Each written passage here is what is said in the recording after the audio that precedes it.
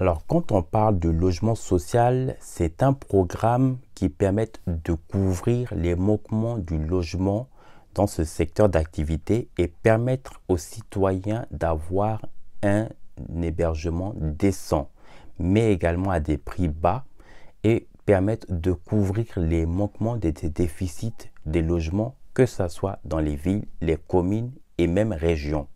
Alors, il est important de rappeler que l'État de Côte d'Ivoire, depuis la période de 2020 à ce jour, c'est plus d'une centaine de logements qui ont été effectués dans ces différentes communes, notamment rien que dans le secteur d'Abidjan.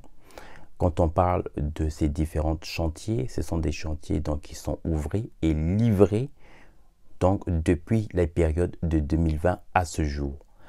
Alors, la question qu'on pourrait se poser, c'est que qu'est-ce que les États du gouvernement par le passé ont mis à la disposition ou ont mis les moyens sur le regard de ce secteur de logement, malgré que l'État de Côte d'Ivoire actuel fait les efforts dans ce secteur. Le logement social, ce n'est pas que seulement permettre aux citoyens d'avoir, comme je le disais, un hébergement de manière décente.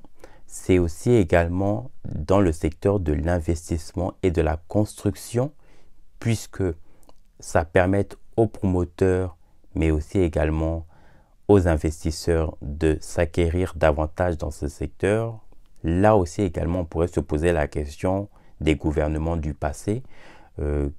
Qu'en est-il réellement de ce bilan qu'ils ont effectué dans ce secteur pour qu'aujourd'hui, des citoyennes et des citoyens puissent vraiment avoir ce manquement de déficit? Parce qu'aujourd'hui, on ne peut pas parler d'investissement sans qu'il y ait la possibilité d'avoir de logement.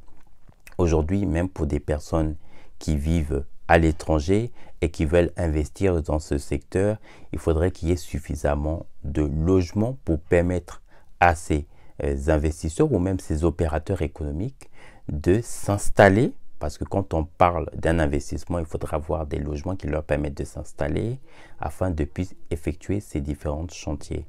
Le secteur du logement social, c'est aussi les biens, ce sont aussi les terrains, c'est tous ces déficits à laquelle le ministre de la Construction, du Logement et de l'Urbanisme, M. Bruno Nabane-Koné, fait les efforts ainsi que son équipe afin que ce secteur soit assaini. C'est aussi les responsabilités de tous.